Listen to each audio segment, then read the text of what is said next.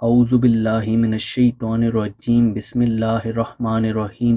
السلام علیکم معزز ناظرین، آج ہم بانجھ پن سے نجات کا وظیفہ پر بات کریں گے۔ یہ عمل بہت مجرب ہے جس سے ضرور اللہ اولاد سے نواز دیتا ہے۔ آپ کی آسانی کے لیے بتا دوں کہ مجرب عمل وہ ہوتا ہے جس کو پہلے آزمایا گیا ہو، جس کا اثر بھی بہت زیادہ ہو، لہٰذا اس عمل کی برکت سے ضرور اللہ آپ کو اولاد نرینہ عطا کرے گا اور آپ کی جھولی کو بھر دے گا۔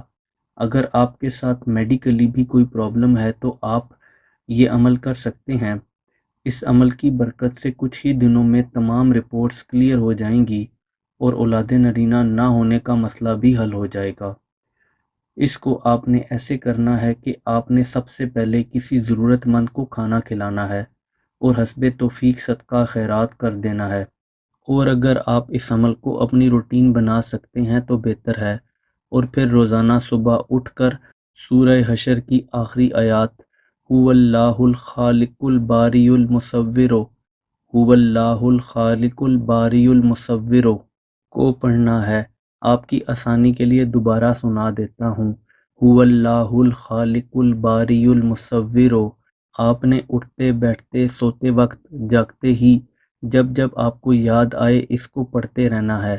انشاءاللہ اس کو کچھ دن پڑھنے کا معمول بنائیں گے تو اسی دوران ہی اللہ آپ کو خوشخبری سے بھی نواز دے گا۔ اس عمل کی برکت سے انشاءاللہ اللہ آپ کو ضرور اولاد سے نواز دیں گے، اور جو بھی میڈیکل پرابلم ہے اس سے بھی آپ کو نجات ملے گی، بانجھ پن کا خاتمہ ہوگا۔ اس عمل کو اچھے سے سمجھ لیں اور اس کو اپنا معمول بنا لیں۔